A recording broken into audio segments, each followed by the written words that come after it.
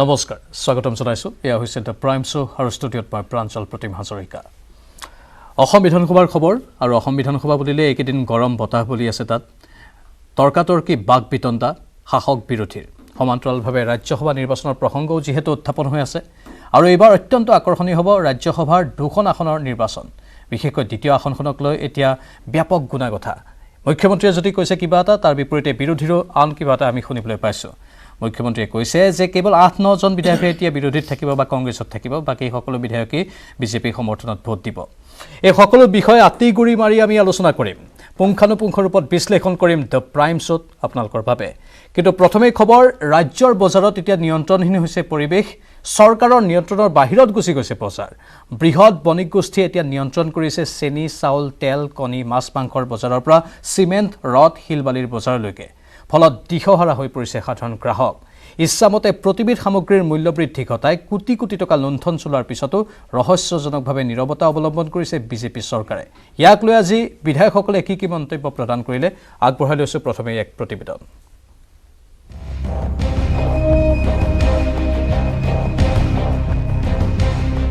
বজাৰত জুই উত্তপ্ত সদন পেট্ৰল ডিজেল ৰন্ধন গেছ ৰড সিমেন্ট বিদ্যুৎ মাচুল সকলোতে অভাৱনীয় মূল্য বৃদ্ধি নিশাটোৰ ভিতৰতে 50 টকাকৈ বাঢ়িল ৰন্ধন গেছৰ মূল্য ক্ষোভিত ৰাজ্যবাসী মূল্যটো বৃদ্ধিটো বহুতেই হৈছে আপোনাৰ আগতে ক'ত আপোনাৰ 800 টকা আছিলে এতিয়া 1000 টকা হ'ল তো আমাৰ চলিবৰ কাৰণে দিগদাৰো হৈছে দেখোন গেছৰ দাম বৃদ্ধি কৰি আছে পেট্ৰলজাত সামগ্ৰীৰ দাম বৃদ্ধি কৰি আছে কিন্তু সাধাৰণ ৰাইজৰ কথা চিন্তা কৰা নাই লাভত থকা বুলি ফিতাহি মৰা শক্তি বিভাগেও বিদ্যুৎ মাচুল বৃদ্ধিৰে মাৰ সোধালে গ্ৰাহকক কেতিয়াবাহে লাইট জ্বলাবলৈ সক্ষম হোৱা বিভাগটোৱে প্ৰতি ইউনিটত 59 পইচাকৈ বৃদ্ধি কৰিলে বিদ্যুৎ মাচুল বৃদ্ধি ঘোষণাৰ এদিন পিছতেই শক্তি বিভাগৰ মুখা খুলিলে বিদ্যুৎ নিয়ামক আয়োগৰ অধ্যক্ষই লোকচান চলিছে শক্তি খণ্ডত 780 কোটি টকাৰ লোকচানৰ জোৰা মাৰিবলৈ বাধ্যত পৰি বৃদ্ধি কৰিবলগীয়া হৈছে বিদ্যুৎ মাচুল সদনত চৰকাৰে বাহাদুৰে মৰা ফিতাহি দুদিন পিছতেই পানী হৈ যোৱা ঘটনাত টিপ্পনী কংগ্ৰেছ বিধায়ক ভৰত নৰহৰ এনডিএ চৰকাৰে আমি আগৰ পৰাই কৈছিলোঁ যে তেওঁলোকে সৰ্বসাধাৰণ ৰাইজৰ দুখ কষ্টৰ প্ৰতি তেওঁলোকে কোনো চিন্তা নকৰে বা দুখ কষ্টৰ প্ৰতি তেওঁলোকৰ কোনো চেম্পেটি নাই এইকাৰণে তেওঁলোকে এতিয়া নিৰ্বাচন পাৰ হৈ যোৱাৰ লগে লগে তেওঁলোকৰ বিজেপি এনডিএৰ যিটো স্বভাৱগত যিটো চৰিত্ৰ যে তেওঁলোকে বিভিন্ন সামগ্ৰীৰ ওপৰত মূল্য বৃদ্ধি আৰোপ কৰি আমাৰ জনসাধাৰণক বিভিন্ন হাৰাশাস্তি কৰাৰ কাৰণে কাম আঁচনি হাতত লৈছে চৰকাৰৰ কথা আৰু কামৰ মিল নাই বুলি কটাক্ষ কমলাক্ষ দেপুৰকায়স্থৰ পৌৰসভাত বিজেপিক ভোট দিয়া ভোটাৰে আৰু অধিক মূল্য ভৰিব লাগিব বুলি ভৱিষ্যৎবাণী কংগ্ৰেছী বিধায়কগৰাকীৰ মানে গোটেইকেইটা ইলেকশ্যনটো যেতিয়া হেক হৈ গ'ল বস্তুটো লগে লগে আগতে দামটো কমাইছিলে অকণমান কমাইছিলে আৰু পিছতে আমি কি চালোঁ আপোনাৰ 50 টকা আপোনাৰ গেছত মানে ডমেষ্টিক চিলিণ্ডাৰ যিবিলাক আছে আৰু 59 পইচা পাৰ ইউনিট বিদ্যুতত কৰিলে এই যিবোৰ আজিৰ দিনত মানুহ মেইনলি ভাৰতবৰ্ষৰ ৰাইজৰ লগত যিটো প্ৰতাৰণা আজি মানুহৰ লগত যিটো অন্যায় এইটো অন্যায়টো এটা জবাব দিব লাগে এইবাৰ ইন্ধনৰ কাহিনী শুনক সোমবাৰে প্ৰতি লিটাৰ পেট্ৰলৰ মূল্য আছিল 94 টকা 55 পইচা ডিজেলৰ মূল্য আছিল 81 টকা 28 পইচা বিপৰীতে মঙলবাৰে প্ৰতি লিটাৰ পেট্ৰলৰ মূল্য হ'লগৈ 95 টকা 44 পইচা সেইদৰে প্ৰতি লিটাৰ ডিজেলৰ মূল্য 81 টকা 97 পইচা হাৰ্ডৱেৰৰ দোকানতো ক্ৰমাৎ ঊৰ্ধ্বমুখী হৈছে মূল্য বৃদ্ধিৰ গ্ৰাফ ৰড সিমেন্ট ইটাৰ দাম বৃদ্ধিয়ে জুৰুলা কৰিছে ঘৰ সাজিবলৈ লোৱা প্ৰতিজন লোকক প্ৰতিবিধ অত্যাৱশ্যকীয় সামগ্ৰীৰ মূল্য বৃদ্ধিটো হাহাকাৰ লাগিছে ৰাজ্যবাসীৰ ৰাজ্যসভাৰ নিৰ্বাচনৰ পিছতেই মুখ্যমন্ত্ৰীয়ে অত্যাৱশ্যকীয় সামগ্ৰীৰ এনে মূল্য বৃদ্ধি নিয়ন্ত্ৰণ কৰিব বুলি নিশ্চিত কমলপুৰৰ বিধায়ক দিগন্ত কলিতা মুখ্যমন্ত্ৰীয়েতো যোৱাবাৰ আমি বাজেটত অসম চৰকাৰে যি বা ভাৰতবৰ্ষত যি পেট্ৰলৰ প্ৰাইচ আছিল তাতকৈ 5 টকা প্ৰাইচ কমাই দিছিল কিন্তু এতিয়া ভাৰতবৰ্ষৰ বাহিৰত যিটো পৰিস্থিতি হৈছে ইণ্টাৰনেশ্যনেল সেই পৰিস্থিতিৰ কাৰণে এনেকুৱা এটা পৰিৱেশ হোৱাৰ দিশত গৈ আছে মই ভাবোঁ যুদ্ধ কমিলে নিশ্চয় এইবিলাকৰ এটা সুফল আমি পাম 31 মাৰ্চৰ পিছত সঁচাকৈ কমিব নেকি অত্যাৱশ্যকীয় সামগ্ৰীৰ মূল্য? নকমিলে কি উত্তৰ দিব বিধায়ক দিগন্ত কলিতাই? Bureau report, news 18 Assam north east. মুঠতে তীব্ৰ প্ৰতিক্ৰিয়াৰ সৃষ্টি হৈ আছে। সমান্তৰালভাৱে আজি বিধানসভাৰ মজিয়াত নেমুৰ প্ৰসংগও উঠিল। নেমু টেঙা এতিয়া টেঙা দিছে গ্ৰাহকক, কিয়নো বজাৰত প্ৰতিযোৰা নেমু টেঙাৰ দাম বৃদ্ধি পাইছে 25ৰ পৰা 30 টকা পৰ্যন্ত। মুঠতে ধাৰাবাহিকভাৱে মূল্য বৃদ্ধিৰ প্ৰসংগ আৰু আন আন প্ৰসংগসমূহ বিৰোধীয়ে উত্থাপন কৰি গ'ল। এই সমগ্ৰ বিষয়ে আজি আমি আলোচনা কৰিম। আমাৰ ষ্টুডিঅ'ৰ মজিয়াত দুগৰাকীকৈ বিধায়ক উপস্থিত আছে। মই স্বাগতম জনাব বিচাৰিছোঁ কংগ্ৰেছ দলৰ বিধায়ক নুৰুল হুদা ডাঙৰীয়াক, আৰু লগতে AIUDFৰ বিধায়ক হাফিজ ৰফিকুল ইছলাম ডাঙৰীয়া আমাৰ সৈতে আছে। স্বাগতম জনাইছোঁ। মই প্ৰথমে নুৰুল হুদা ডাঙৰীয়াৰ কাষলৈ গৈছোঁ। প্ৰশ্নবোৰ উঠি আছে, জনসাধাৰণৰ একাংশ এতিয়া মূল্যবৃদ্ধিক লৈ খৰ্গহস্ত হৈ আছে, কিন্তু শাসকীয় পক্ষৰ পৰা কোৱা হৈছে যে এটা নিৰ্দিষ্ট সময়ৰ পাছত এই মূল্যবৃদ্ধি নিয়ন্ত্ৰণলৈ আহিব, কিন্তু ইমান দিনৰ পৰা আমি হৈ থকাই দেখিবলৈ পাইছোঁ। আপুনি ইয়াৰ সাৰাংশ যদি অলপ কৈ দিয়ে তেনেহ'লে সুবিধা হ'ব। চাওক, মূল্যবৃদ্ধি ইমানেই হৈছে বজাৰত আজি জুই। যিবিলাক ফেক্টৰীত উৎপাদন হোৱা বস্তু, আপোনাৰ চাওক, যোৱা এই মাৰ্চ মাহৰ 9 তাৰিখে 1 কুইণ্টেল ৰডৰ দাম 6,000ৰ তলত আছিলে, আৰু 11 তাৰিখে একদিন পিছতেই 11 তাৰিখে 1 কুইণ্টেল ৰডৰ দাম 6,000 টকা হ'ল, 2,000 টকালৈ বৃদ্ধি হৈছে। আজি খাৰুৱা তেলৰ মূল্য বৃদ্ধি হৈছে। আজি পেট্ৰল 1 লিটাৰ পেট্ৰলৰ মূল্য হৈছে 97 টকা, 1 লিটাৰ ডিজেলৰ মূল্য হৈছে আপোনাৰ 83 টকা। ঠিক তেনেকেই খাদ্য সামগ্ৰীৰ অতিমাত্ৰা মূল্য বৃদ্ধি হৈছে। আজি মই পৰহি চব্জি বজাৰত গ'লোঁ,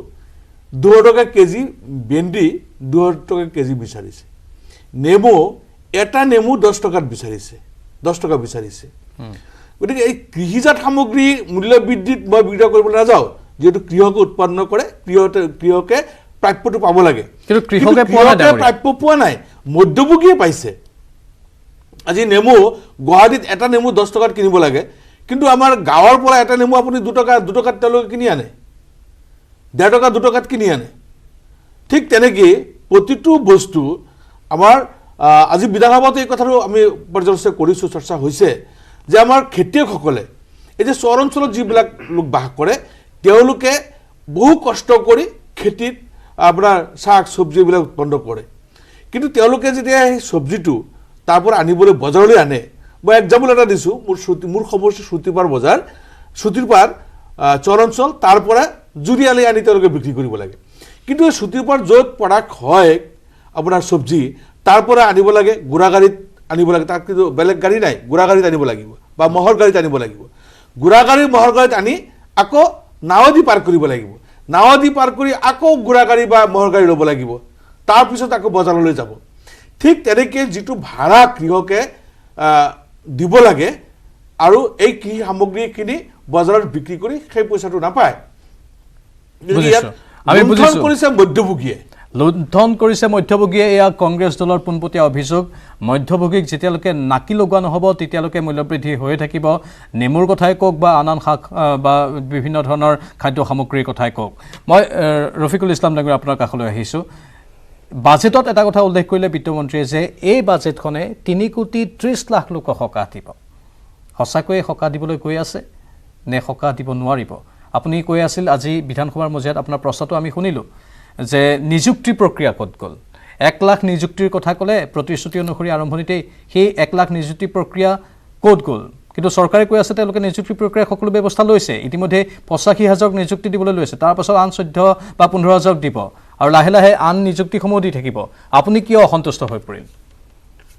প্ৰাঞ্জল, চৰকাৰ প্ৰতিশ্ৰুতি আৰু কামৰ মাজত মিল নাই। আমাৰ আপত্তি ইয়াতেই, আপোনাৰ বাজেট দেখাত খুব ধুনীয়া, 1,19,000 কোটি টকাৰ বাজেট ধাৰ্য কৰা হৈছে এই বছৰ।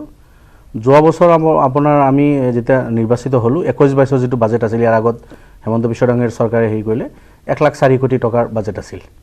তাৰ পৰা দেখাত বঢ়ালে 1,04,00,000 কোটি কিমান টকা খৰচ কৰিলে তেখেতসকলে, সেই হিচাপ আজি দিব নোৱাৰে। তেখেতসকলে ক'ব এইটো ফাইনেন্সিয়েল ইয়াৰ এতিয়াও শেষ হোৱা নাই, গতিকে হিচাপটো এতিয়ালৈকে গোটেইখিনি হিচাপ আহি পোৱা নাই, যাৰ কাৰণে হিচাপ নিদিয়ে। কিন্তু আপুনি যদি এটা কথাই যদি লক্ষ্য কৰে, এইটো স্পষ্ট হৈ যাব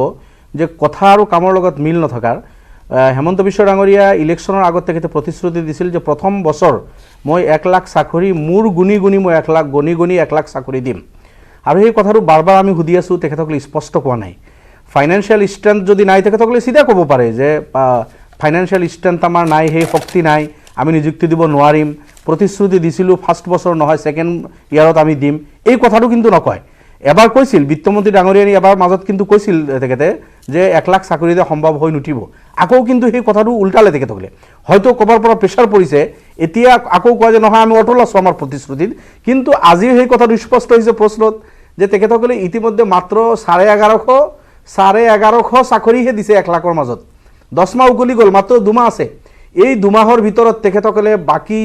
99,000 চাকৰি তেখেতসকলে দিব নোৱাৰে। এতিয়া কৈ আছে তেখেতসকলে যে আমি এইখিনি এডভাৰটাইজমেণ্টৰ কাৰণে দিছোঁ,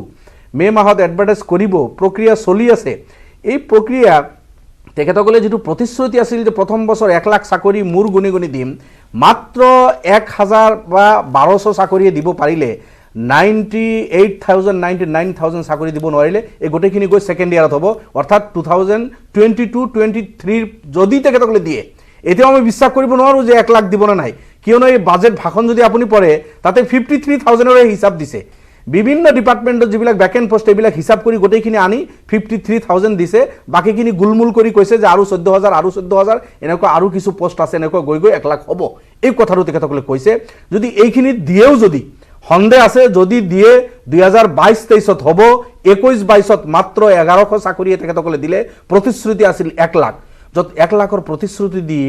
1100 চাকৰি দি বাহ ল'ব বিচাৰে। আৰু সেই কথাটো তেখেতসকলে কৈছে যে আমি সাহস কৰি এই কথাটো ক'ব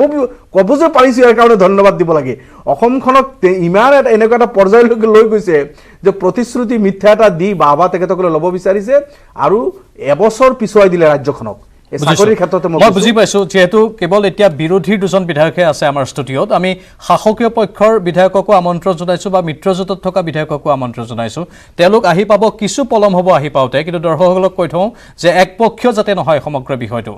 আমি সেই 2জন বিধায়কলৈ অপেক্ষা কৰিম। শাসকীয় বিধায়ক এজন আহিব আৰু মিত্ৰজোঁটৰ এজন বিধায়ক আহিব, 2জনকৈ বিধায়ক অহাৰ কথা, তেতিয়া কথাখিনি বেলেঞ্চত থাকিব, এটা ভাৰসাম্য ৰক্ষা কৰি আমি চলিব পাৰিম। কিন্তু এতিয়া বৰ্তমান আমাৰ সৈতে 2জনকৈ কংগ্ৰেছ আৰু AIDFৰ বিৰোধী পক্ষৰ বিধায়ক আছে, তেওঁলোকে পোনপটীয়াকৈ বহুকেইটা অভিযোগ উত্থাপন কৰিছে। সেই অভিযোগসমূহ শাসকীয় পক্ষই কেনেধৰণে খণ্ডন কৰিব আমি পৰৱৰ্তী সময়ত লক্ষ্য ৰাখিম। কিন্তু ডাঙৰীয়া, আপুনি যিহেতু ক'লে যে মাত্ৰ 1100 বা 1200হে নিযুক্তি বৰ্তমানলৈকে দিয়া হৈছে ৰফিকুল ইছলাম ডাঙৰীয়া, তেনেহ'লেতো এইটো বৰ গোকাত মিছা এটা মাতি আছে, বৰ ডাঙৰ মিথ্যাচাৰৰ আশ্ৰয় লৈছে। কাৰণ তেওঁলোকে ইতিমধ্যেই কৈছে যে প্ৰথম বছৰত 1 লাখ নিযুক্তি প্ৰক্ৰিয়াৰ সকলো কাম কাজ ইতিমধ্যেই সম্পন্ন হৈ গৈছে, ভিতৰৰ কথাসমূহ মানে খুলি কোৱা নাই নেকি? প্ৰাঞ্জল, এই কথাটো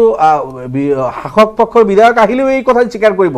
আজি বিধানসভাত 1 নম্বৰ প্ৰশ্ন আছিল আশ্ৰাফুল হুছেইন, আমাৰ AIDFৰ বিধায়কৰ, তেখেতে সুধিছিল যে ইতিমধ্যে কিমান চাকৰি দিলে, কিমান দিব লগা আছে, তাতে দিছে। আৰু যোৱাকালিও এই কথাটো আহিছিল, তাতেও তেখেতসকলে ৰিপ্লাই দিছে। আপোনাৰ শিক্ষা বিভাগত 900 কেইটামান চাকৰি দিছে, আপোনাৰ হোমত 100 কেইটামান দিছে, আৰু আপোনাৰ হেল্থত 100 কেইটা দিছে। এই গোটেইখিনি মিলালে 1158 এনেকুৱা কিবা এটা সংখ্যা হয় গৈ। মাননীয় মন্ত্ৰী এই কথাখিনি কৈছে, সেই কথাটো মই আজি সুধিছিলোঁ যে চিধা আপোনালোকে কওক যে এই 2021-22ত যি আমাৰ প্ৰতিশ্ৰুতি আছিল 1 লাখ দিম, মাত্ৰ 1100হে আমি দিব পাৰিছোঁ, বাকীখিনি পৰা নাই, অহা বছৰত দিম, চিধা নকয় আপোনালোকে। এই দিম অটল আছোঁ এই কথা বাৰ্তাবিলাক কিয় কয়? অৰ্থাৎ এবছৰ আপোনালোকে ৰাজ্যখন পিছুৱাই লৈ গ'লে, মানুহক প্ৰতিশ্ৰুতি দিছিল যে ফাৰ্ষ্ট ইয়াৰত আমি 1 লাখ চাকৰি দিম, সেইখিনি আপোনালোকে ছেকেণ্ড ইয়াৰত আৰম্ভহে কৰিব, য'ত আপোনাৰ শিক্ষা বিভাগত 28,000 শিক্ষক কৰ্মচাৰীৰ পোষ্ট খালী হৈ আছে। বিশ্ববিদ্যালয়ৰ পৰা আৰম্ভ কৰি প্ৰাইমাৰী স্কুললৈকে বিভিন্ন শিক্ষকৰ পদ আৰু কৰ্মচাৰীৰ পদ বিধানসভাই দিয়া তথ্য, মোৰ যোৱা কালিৰ প্ৰশ্ন আছিল, তাতে বিভিন্ন স্কুল কলেজ ইউনিভাৰ্চিটিৰ সংখ্যাটো চৰকাৰে দিছে, মোৰ এইটো ৰিপৰ্ট নহয়, শিক্ষামন্ত্ৰী ডাঙৰীয়াই দিয়া ৰিপ্লাই 28,000+ শিক্ষক কৰ্মচাৰীৰ পদ খালী আছে। আৰু নতুন শিক্ষানীতি আহি আছে, নতুন শিক্ষানীতিৰ আগমুহূৰ্তত এইখিনি সঁচাকৈ উদ্বেগজনক কথা, যিহেতু নতুন শিক্ষানীতিত আন্তঃগাঁথনিয়েই নহয়, শিক্ষকৰ পদ পূৰণ আৰু আন কেইবাটাও দিশত গুৰুত্ব দিয়াৰ কথা কোৱা হৈছে। কিন্তু যিহেতু 1,19,000 কোটি টকীয়া বাজেটৰ কথা আমি উত্থাপন কৰি আছোঁ, এই 1,19,000 কোটি টকীয়া বাজেটে আৰু কি কৰিব পাৰে? নিযুক্তিৰ কথাটো ক'লে ইতিমধ্যে, কিন্তু নিযুক্তি সন্দৰ্ভত ইতিমধ্যে আমি যিটো তথ্য পাইছিলোঁ যে 85,000 নিযুক্তি 1 লাখৰ ভিতৰত প্ৰায় সম্পন্ন হোৱাৰ পৰ্যায়ত আছে। তেওঁলোকে মূৰ গণি চাকৰি দিম বুলি কৈছিল, কিন্তু বিৰোধীয়ে কৈছে যে সেইটো বাস্তৱত হোৱা নাই, মাত্ৰ 1200 নিযুক্তি প্ৰক্ৰিয়া। নুৰুল হুদা ডাঙৰীয়া, এই সময় অত্যন্ত চিন্তনীয় কথা। বিৰোধীয়ে এই সমগ্ৰ বিষয়টো কেনেধৰণে লৈ যায় ক'ৰবাত কেতিয়াবা এনেকুৱা হৈ যায়গৈ যে বাকপটু কিছু কথাৰ বাবে হয়তো আপোনালোকো নিস্তেজ পৰি থাকিবলগীয়া হয় আপোনালোকৰ বিধানসভাৰ মজিয়াত কথাবোৰ ভালদৰে ওলাই নপৰে তেনেকুৱাও হয় নেকি এইকেইদিন আমি বিভিন্ন ধৰণৰ তেনেকুৱা কিছু কাম কাজ দেখি আছোঁ বিধানসভাৰ মজিয়াত চাওক এই চৰকাৰটোৱে আচলতে অসমৰ জনসাধাৰণক বন্ধকত থৈ তেওঁলোকে শাসন চলাই আছে যদি কথাখিনি আমি ভালকৈ উপলব্ধি কৰোঁ আজি অসমৰ প্ৰত্যেকজন জনসাধাৰণৰ মূৰত 34,721 টকা ঋণৰ বোজা সৰ্বমুঠ ঋণ আপোনাৰ 1,08,347.27 কোটি টকা ঋণ আৰু এইবাৰ নতুনকৈ প্ৰস্তাৱ লৈছে আপোনাৰ 19,353.59 কোটি টকা নতুনকৈ ঋণ ল'ব এই যে ঋণ এটা পিছত এটা লৈ আছে আজি আপোনাৰ যদি হেৰি কৰে শ্ৰীলংকা চাইনাৰ পৰা ঋণ লোৱাৰ কাৰণে আজি কি অৱস্থা হৈছে 400 টকা কেজি চাউল হৈ গৈছে এনেকুৱা এটা অৱস্থা হৈছে গতিকে অসমখনত ধাৰৰ তলত পুত গৈ আছে আৰু এই সময়ত যিখিনি তেওঁলোকে উন্নয়নমূলক কাম কৰিব লগা আছিলে সেইখিনি নকৰি আজি নিৰ্বাচনৰ সময়ত নিৰ্বাচনৰ আগত তেওঁলোকে প্ৰতিশ্ৰুতি দিছিলে যে আপোনাৰ বিদ্যুতৰ মাচুল তেওঁলোকে কমাই দিব 200 ইউনিটকৈ ফ্ৰী দিব আজি সিদ্ধান্ত তেওঁলোকৰ যে প্ৰতি ইউনিটত 59 পইচাকৈ বৃদ্ধি কৰিছে 1 এপ্ৰিলৰ পৰা প্ৰযোজ্য হ'ব মানে 780 টকীয়া ধাৰ আছে 780 কোটি টকীয়া তাৰ বাবে এই বৃদ্ধি বুলি কৈছে তাৰমানে যিকি নহওক মই এই প্ৰসংগটো আহিম কিন্তু এই প্ৰসংগলৈ আহিম কাৰণ এতিয়া শাসকীয় পক্ষৰ বিধায়ক নাই আমি আশা কৰিছোঁ শাসকীয় পক্ষৰ বিধায়ক যেতিয়া আহিব এই প্ৰশ্নসমূহৰ উচিত প্ৰত্যুত্তৰ তেওঁলোকে দিব পাৰিব আৰু এইখিনি প্ৰশ্ন তেওঁলোকৰ সন্মুখত আকৌ এবাৰ উত্থাপন কৰা হ'ব বিধানসভাত যদিও উত্থাপন কৰা হৈছে কিন্তু মই দুগৰাকী বিধায়ককে এইবাৰ এটা বিশেষ প্ৰশ্ন সুধিব বিচাৰিছোঁ ৰাজ্যসভা নিৰ্বাচনক লৈ কাৰণ দুয়োগৰাকীয়ে আছে কংগ্ৰেছ আৰু AIDFৰ আৰু আপোনালোকৰ মাজতে এতিয়া এনেধৰণৰ এটা পৰ্যায় পাইছেগৈ বুলি মুখ্যমন্ত্ৰীয়ে দাবী কৰিছে য'ত আপোনালোকৰ মানুহে আপোনালোকক ভোট নিদিব ৰাজ্যসভা নিৰ্বাচনৰ দ্বিতীয়খন আসনত বিজেপিক ভোট দিবগৈ পাৰে এই প্ৰসংগটোত আপোনালোকৰ কি উত্তৰ হ'ব পাৰে এইটো আমাৰ বিৰোধী দলৰ বিধায়কসকলক মাইণ্ডটো ডাইভাৰ্ট কৰাৰ কাৰণে এইবিলাক কথা কৈ আছে আপোনালোকে যোৱাকালি চাইছে যে আমাৰ 43জন সদস্য একেলগে গৈ মনোনয়ন পত্ৰ দিয়া হৈছে গতিকে ইয়াত আপোনাৰ কোনো ধৰণৰ সন্দেহ নাই বিৰোধী দলত আমাৰ কংগ্ৰেছৰ আছে 27 আমাৰ AIDFৰ আছে 15 ৰাইজৰ দলৰ এজন CPMৰ এজন গতিকে আমাৰ এই 43জন সদস্য একগোট হৈ আছে আৰু মোৰ বিশ্বাস যে ইয়াৰ পৰা এজন সদস্য ইফাল কৰিব নোৱাৰে ৰফিকুল ইছলাম ডাঙৰীয়া ইয়াৰ পৰাই কোনোবাই সদস্যই বিশ্বাসঘাতকতা কৰিব পাৰে নেকি বাৰু মই তেনেকৈ নাভাবোঁ একচুৱেলি মুখ্যমন্ত্ৰী ডাঙৰীয়া গণতন্ত্ৰৰ প্ৰতি সন্মান জনাই দ্বিতীয়খন আসনত তেখেতসকলে কেণ্ডিডেট দিব নালাগিছিল যিহেতু তেখেতসকলৰ হাতত সংখ্যা নাই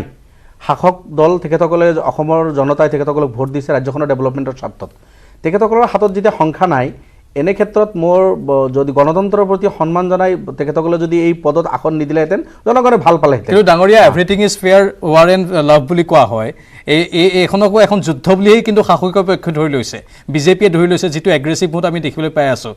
যাৰ বাবে হয়তো এই কথাটো আপোনাৰ এই গণতন্ত্ৰৰ প্ৰতি সন্মানৰ কথাটো হয়তো ইয়াত হয়তো খাপ নাখাব পাৰে বা আমি বিধায়কসকল বা দেশৰ ৰাজ্যখনৰ মুখ্যমন্ত্ৰী ৰাজ্যখনৰ মুৰব্বী যদি গণতন্ত্ৰৰ প্ৰতি পূৰ্ণ আস্থা আৰু সন্মান আৰু শ্ৰদ্ধা যদি নাথাকে আপুনি কাৰ পৰা আশা কৰিব তেখেতসকলৰ সংখ্যা নাই মৰেলি তেখেতসকলে এই ইয়াত যুঁজিবলৈ আহিব নালাগিছিল যে আমাৰ সংখ্যা নাই বাছ এইটো চেৰেণ্ডাৰ হোৱাৰ কোনো কথা নহয় কিন্তু তেখেতসকলে আহিছে আহিও মই ভাবোঁ তেখেতসকলে আহি এতিয়া সংখ্যা পূৰাব পৰা নাই যাৰ কাৰণে মুখ্যমন্ত্ৰীৰ নিচিনা দায়িত্বশীল পদত থাকি ইফালে বিধানসভা চলিছে ৰাজ্যখনৰ কিমান দায়িত্ব তেখেতৰ মূৰত এই বিধানসভাৰ মাজতো তেখেতে এজন ছাছপেণ্ডেড MLAৰ ঘৰত গৈছে তাৰমানে সংখ্যা মিলাব পৰা নাই শংকিত হৈ আছে যুঁজততো নামিল তেখেতে নামিব নালাগিছিল চাৰিওফালৰ পৰা ককৰ্থনা এতিয়া সংখ্যা কেনেকৈ মিলাব সেইজনে ছাছপেণ্ডেড MLA আছে সেইজনৰ ওচৰত তেখেতে গৈ পাইছে এনেকুৱা লাগিছে দুদিন আগত তেখেতে কৈছে এইখিনি গণতন্ত্ৰৰ কাৰণে থ্ৰেট অসহনীয় মই ভাবোঁ ঠিক নহয় তো ইয়াৰ পিছতো 43 নাম্বাৰ আছে আৰু এই 43 নাম্বাৰ মই ভাবোঁ AIDF কংগ্ৰেছ ৰাইজৰ দল অখিল গগৈ ডাঙৰীয়া মনোৰঞ্জন তালুকদাৰ ডাঙৰীয়া আমি ৰাজ্যখনৰ স্বাৰ্থত অসম আৰু অসমীয়া জনতাৰ স্বাৰ্থত গণতন্ত্ৰৰ প্ৰতি শ্ৰদ্ধাশীল হৈ একত্ৰিতভাৱে আছোঁ আৰু আমাৰ কেণ্ডিডেটজন জিকিব ঠিকে আছে বাৰু আপোনালোকে নিজৰ আত্মবিশ্বাস প্ৰকাশ কৰিছে যে আপোনালোকৰ প্ৰাৰ্থীগৰাকী জয়লাভ কৰিবলৈ সক্ষম হ'ব আমি আলোচনা প্ৰক্ৰিয়া আগবঢ়াই নিম কিন্তু এইখিনিতে সময় চমু বাণিজ্যিক বিৰতিৰ অতি সোনকালে উভতি আহিম পক্ষৰ বিধায়কজনলৈ তেৰজ গলা ডাঙৰীয়া অৱশেষত আজি আমাৰ মাজত আহি উপস্থিত হৈছে মই স্বাগতম জনাইছোঁ আৰু যেহেতু এতিয়া সামগ্ৰিকভাৱে সকলো কথা আমি আলোচনা কৰিব পাৰিম কাৰণ কেৱল বিৰোধী পক্ষৰ বিধায়কৰ কথাবোৰ শুনি থাকিলে শাসকীয় পক্ষই উত্তৰটো দিবলৈ সুযোগ নাপায় আৰু এতিয়া আমি তেৰজ গলা ডাঙৰীয়া আহিছে তেওঁলোকে কেইবাটাও প্ৰশ্ন সুধিম প্ৰশ্নবহুকেইটা আছে গোৱালা ডাঙৰীয়া ৰাজ্যসভা নিৰ্বাচনৰ প্ৰসংগটোতো আছেই বাৰু সেইটো কথা আমি বিৰতিৰ পূৰ্বে পাতিলোঁ কি অংক চলিছে কোনেও একো বুজি পোৱা নাই সাঁথৰ হৈ আছে তাৰপিছতো কিন্তু মুখ্যমন্ত্ৰী ডাঙৰীয়াই কৈ আছে যে বিজেপিয়ে দুয়োখন আসনেই লাভ কৰিবলৈ সক্ষম হ'ব কেনেধৰণৰ অংক বাৰু চাওক এই ৰাজ্যসভাৰ নিৰ্বাচনটো সাধাৰণ নিৰ্বাচনৰ তুলনাত বহুত বেলেগ ধৰণৰ হয় আৰু ইয়াৰ গোটেই অংক ৰেটটো যিহেতু ময়ো প্ৰথমবাৰ হ'ম গতিকে এতিয়া মাননীয় মুখ্যমন্ত্ৰী ডাঙৰীয়া আমাৰ পাৰ্টিৰ সভাপতি আৰু আমাৰ মিত্ৰজোঁটৰ নেতৃবৃন্দই গোটেই অংকবিলাক কৰি আছে আৰু ইতিমধ্যে মুখ্যমন্ত্ৰী আমি এটাৰ চৰ্চত গম পাইছোঁ যে আমাৰ দলৰ চৰ্চত গম পাইছোঁ যে আমি দুয়োটা জিকিম এতিয়া জিকা অংকটোৰ যদি সোধা হয় তেতিয়া মই নাজানিম কাৰণ এই অংকটো মই নাজানো আৰু মই যিটো ফাৰ্ষ্ট টাইম ৰাজ্যসভা নিৰ্বাচনত ভোটটো দিম সেইকাৰণে মই ভাবোঁ ডেফিনেটলি কিবা এটা হিচাপ নিকাচ হৈছে আৰু মাননীয় মুখ্যমন্ত্ৰী ডাঙৰীয়াই সেইকাৰণে ভাবোঁ যে দুয়োটা জিকাৰ এটা ইংগিত দিছে যাৰ কাৰণে যোৱাবাৰ আমি যিহেতু চিলেকশ্যনত গুচি গ'লোঁ কিন্তু এইবাৰ আমি ইলেকশ্যনত আহিছোঁ আৰু এই কনফিডেন্সটো আছে বা এই হিচাপটো আছে আৰু মই ভাবোঁ ইতিমধ্যে আমাৰ পীযুষ হাজৰিকাকে ধৰি আমাৰ অতুল বৰা আমাৰ এই UPPLৰ প্ৰেচিডেণ্ট চবেই কথাখিনি পাতিছে আৰু মোৰ বিশ্বাস যে আমি দুটা আসন জিকিম পোনপটীয়াকৈ মানে এইটো ক'বলৈ গ'লে মাষ্টাৰ মাইণ্ডৰ খেল হিচাপে এতিয়া পৰিগণিত স্বাভাৱিকতে এইটোতো হিচাপত হয় এইটো জেনেৰেল ইলেকশ্যনৰ নিচিনা নহয় যে এটা ষ্টাম্প মাৰি দিলে তেওঁ ভোট পাব ইয়াত কিবা ফাৰ্ষ্ট চইচ ছেকেণ্ড চইচ এনেকৈ কিবা ব্যৱস্থা আছে তাৰ ওপৰতো এইটো কিবা হিচাপ হ'ব নাম্বাৰিং দুয়োখন আসনত যদি আপোনালোকে জিকিবলৈ হয় তেনেহ'লে গণতন্ত্ৰক হত্যা কৰি জিকিব লাগিব সেই কথা সেই অভিযোগ বিৰোধী কৰিছে চব গণতন্ত্ৰ হত্যা আৰু কোনে কৰে এতিয়া মই দেখিলোঁ আমাৰ ৰফিকুল দা আছে নুল দা আছে কালি বিধানসভাত যিধৰণে হ'ল তো মই ভাবোঁ বিধায়কসকল আমাক ৰাইজে পঠিয়াইছে আমি ৰাইজৰ আস্থা বিশ্বাস লৈ কাম কৰিব লাগে ইয়াত যে বিধানসভাৰ মজিয়াত যেনেকৈ গণতন্ত্ৰ ৰক্ষা কৰা কিবা কিবিবিলাক আহি গৈছে মই ভাবোঁ এনেকৈ কথা নাই এই গণতন্ত্ৰটো মই কাক ভোট দিম এইটো মোৰ গণতন্ত্ৰৰ অধিকাৰ সাংবিধানিক অধিকাৰ গতিকে সেইটো মোৰ অধিকাৰটোতো মোকো কোনো খৰ্ব কৰিব নোৱাৰে আৰু স্বাভাৱিকতে মই দলত আছোঁ দলৰ নিৰ্দেশনাটোৱে মই মাতিম গতিকে দলৰ এগৰাকী বিধায়ক হিচাপে কাৰণ দলে প্ৰাৰ্থিত্ব দিলে যাৰ কাৰণে মই বিধায়ক হ'লোঁ ৰাইজে ভোট দিলে ৰাইজৰ আৱেগ অনুভূতি ৰাইজৰ আস্থা বিশ্বাস আৰু মোৰ দলৰ নীতি নিৰ্দেশনা গোটেইখিনি স্বাভাৱিকতা মই অগ্ৰাধিকাৰ দি মই ভোট দিম গতিকে মোৰ হিচাপ মই ভাবোঁ যে দুটা আসন আমি ভাৰতীয় জনতা পাৰ্টি মিত্ৰজোঁটে আমি জিকিম মই ৰফিকুল ইছলাম ডাঙৰীয়াক এই কথাটোৱে সুধিব বিচাৰিছোঁ যে ইয়াত এণ্টি ডিফেকশ্যন লৰ কথা বা আন কেতবোৰ কথা কেনেধৰণে আহিবলৈ পালে মানে আমি যদি কওঁ যে ভোট হৈছে আৰু সেইমতে যিকোনো তেৰছ গোৱালা ডাঙৰীয়াই কোৱাৰ ধৰণে বিধায়কে নিজৰ মত প্ৰকাশ কৰিব পাৰে যদি কিবা ব্যৱস্থা থাকিলেহেঁতেন শাসকীয় পক্ষৰ বা বিৰোধী পক্ষৰ বিধায়কৰ সংখ্যা হিচাপত চাব গ'লে তেনেহ'লে বিধায়ক গণি আচলতে তেওঁক জয়ী হিচাপে ক'ব পাৰিলেহেঁতেন কিন্তু এতিয়া ভোট হৈছে ভোট মানে তেওঁতো নিজৰ মত প্ৰকাশ কৰিব একোজন বিধায়কে তাত মতটো বিৰোধীও হ'ব মানে বেলেগো হ'ব পাৰে প্ৰাঞ্জল আপুনি যি প্ৰশ্ন সুধিছে হয় বিধায়কসকল নিজৰ মত প্ৰকাশ কৰাৰ নামে ভোট এইটো ছেক্ৰেট ভোট হয় আপোনালোকে জানে কিন্তু মই AIUDFৰ বিধায়ক AIUDFৰ ভোটাৰ সমৰ্থকসকলে মোক ভোট দি তেখেতসকলে মোক জিকাইছে মোৰ ভোট আজি 1,56,000 ভোট পাই মই বিধানসভাৰ সদস্য হৈছোঁ কোনসকল ব্যক্তি যিসকল ব্যক্তি AIUDF ভাল পায় AIUDFক ছাপোৰ্ট কৰে AIUDFক ভোট দিয়ে সেই সকলৰ ভোটৰ দ্বাৰাই মোৰ ভোটৰ মূল্য গতিকে মই ভাবোঁ সেই লাখ AIUDF কৰা বা লাখ কোটি কংগ্ৰেছ কৰা জনতা বা CPMৰ কেণ্ডিডেটজনক CPMৰ সমৰ্থকসকলে জিকাইছে ৰাইজৰ দলৰ সমৰ্থকসকলে ভোটাৰসকলে ৰাইজৰ দলৰ কেণ্ডিডেটজনক জিকাইছে সেই সকলৰ ভোট আমাৰ বুলিলে কি সেই সকলৰ প্ৰতিনিধিত্ব আমি কৰিছোঁ গতিকে সেই জনতা সেই সকলৰ হৈ যিজন আমাৰ কেণ্ডিডেট সেইজনৰ পক্ষত মই ভোট নিদিয়াটো মই ভাবোঁ এইটোতো সাংবিধানিকভাৱেও এইটো উচিত নহয় নৈতিকভাৱে এইটো উচিত নহয় কাৰণ যিসকলৰ ভোট লৈ মই আহিছোঁ সেইসকলৰ কেণ্ডিডেটজনক ভোট মই নিদি মই কিবা বেলেগ কাম কৰিম এনেকুৱা অনৈতিক কাম কৰাৰ মই ভাবোঁ এই দৃষ্টতা থাকিব নালাগে আৰু এইটো সাংবিধানিকভাৱেও হ'ব নালাগে ইয়াৰ কাৰণে আপোনাৰ 3 লাইন হুইপ যিটো কোৱা হয় দলে AIUDF দলে আমি 3 লাইন হুইপ দিম কংগ্ৰেছেও দিব 3 লাইন হুইপৰ অৰ্থ হ'ল যে বিধায়কসকল উপস্থিত হ'ব লাগিব ভোট দিব লাগিব আৰু ভোট শ্ব' কৰিব লাগিব দেখাব লাগিব কাক ভোট দি আছে গতিকে মই ভাবোঁ কংগ্ৰেছ আৰু AIUDF CPMৰো তেখেতসকলেও দিব পাৰিব আপোনাৰ এজেণ্ট তেখেতসকলৰ দলৰ ফালৰ পৰা তো এই ভোট আমি শ্ব' কৰি দিম আৰু যিসকলে আমাক নিৰ্বাচিত কৰি বিধানসভাত পঠাইছে সেইসকলৰ মনোনীত যিজন কেণ্ডিডেট সেইজন কেণ্ডিডেটক ভোট দিয়া আমাৰ দায়িত্ব হ'ব কংগ্ৰেছে কৈছে যে কোনোবা যদি বিধায়ক অসুস্থ হৈ থাকে সিদিনাখন চেলাইন দি হ'লেও উঠাই আনিম এতিয়া মই আপোনালোকৰ বিধায়ক চিৰাজউদ্দিন আজমল তেওঁ বাহিৰত আছে নেকি মই যদি ভুল কৰা নাই তেখেতে আহিছিল বিধানসভাত আছিল এই তেখেতে 2 দিনৰ কাৰণে গৈছে আকৌ কালিৰ পৰা তেখেতে উপস্থিত হ'ব ডিআৰসি মিটিং আছে নিশ্চিত নে তেওঁ আহিব হয় নিশ্চিত আপুনি চাব ভোটটো 31 তাৰিখত আছে কালি হল আপোনাৰ 23 তাৰিখ 24 তাৰিখে আপুনি তেখেতক গুৱাহাটী পাব আপোনালোকে যাব লগ পাব তেখেতে 24 তাৰিখৰ পৰা তেখেতে একেবাৰে 30-31 তাৰিখে ভোট আছে আমাৰ ভোট দি যাব সিৰাজউদ্দিন আজমল 2000% উপস্থিত থাকিব তেখেতে 24 তাৰিখে আহি যাব গতিকে হেতুলৈ সংকিত হ'ব নালাগে ভয় কোনো খাব নালাগে ইউডিএফৰ 15 জন কংগ্ৰেছৰ 27 জন আৰু আপোনাৰ সিপিএমৰ এজন ৰাইজৰ দলৰ এজন গটেইখিনি মানুহ আমাৰ আছে হয় কংগ্ৰেছৰ সাসপেন্ডেড এজন বিধায়কে কৈছে মই অসুস্থ হ'ব পাৰো এটা মাননীয় বিধায়ক সাহেব মুখ্যমন্ত্ৰী ডাঙৰীয়া তেখেতৰ ঘৰত গৈছে আকৌ তেখেত অসুস্থ হৈ যাব পাৰে তেখেতে নিজে মুখে কৈ আছে সেইজন আমি আশা কৰিম যে তেখেতক কংগ্ৰেছৰ সাপোৰ্টাৰ ভোটাৰসকলে ভোট দি তেখেতক নিৰ্বাচিত কৰিছে যদি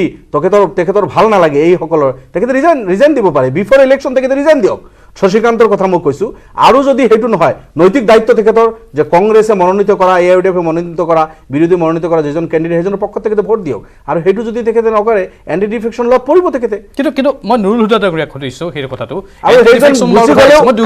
দুগৰাকী সুধিছো অধ্যক্ষ কিয় ক'লে তেনেহ'লে এই আইনখন এতিয়া সলনি হৈছে 1985 চনত এখন প্ৰণয়ন কৰা হৈছিল এন্টি ডিফেকশন ল এতিয়া সলনি সঁচাকৈ হৈছে নেকি আৰু যদি হোৱা নাই অধ্যক্ষ কিয় ক'লে আৰু অধ্যক্ষৰ এই বক্তব্যৰ বিৰুদ্ধে আপোনালোকে নিৰ্বাচন আয়োগৰ কাকচপা কথাও হয়তো কৈছে মোৰ তেনেকুৱা শুনা যেন লাগিল কালি হয় অধ্যক্ষ ডাঙৰীয়াই এইটো নিজৰ খেল খুচিবতে কথাটো কৈছে আৰু যাৰ কাৰণে যোৱাকালি আমি সদনত গণতন্ত্ৰ ৰক্ষাৰ শ্লোগান দিব লগা হৈছে গণতন্ত্ৰৰ প্ৰতি ভাবুকি আহিছে আজি গণতান্ত্ৰিকভাৱে আমি জনসাধাৰণে আমাক নিৰ্বাচিত কৰি পঠিয়াইছে মোক কংগ্ৰেছ দলৰ সমৰ্থকসকলে ভোট দি মোক পঠাইছে এটা দলীয় সিদ্ধান্তটো মই মানি চলিব লাগিব আৰু দলৰ সিদ্ধান্ত যেটো হ'ব সেইটো মোৰ সিদ্ধান্ত হ'ব আৰু সেইমতে আমাৰ বিৰোধী পক্ষই ঐক্যবদ্ধ হৈ এজন প্ৰাৰ্থী মনোনীত কৰিছে আৰু সেই প্ৰাৰ্থীজনক মই ভোটটো দিব লাগিব আৰু মই ভোটটো দিম কিন্তু ইয়াত দেখা গৈছে যে আমাৰ ভোটৰ সংখ্যা যেটো আমাৰ বিৰোধী পক্ষত ভোট আছিল 44 জন এজন সাসপেন্ড হোৱাৰ কাৰণে তেওঁ হয়তো মুখ্যমন্ত্ৰী মহোদয়ে তেওঁৰ ঘৰত গৈ যেতিয়া ক'লে তেতিয়া তেওঁ বিজেপিক ভোট দিয়াৰ কথাটো কৈছে সংবাদ মাধ্যমত গতিকে সেইটো আমাৰ দলীয় পৰ্যায়ত গৈ তেওঁৰ ওপৰত ব্যৱস্থা লোৱা হ'ব কিন্তু বাকি 43 জন আছে আমাৰ 43 জন গতিকে আমাৰ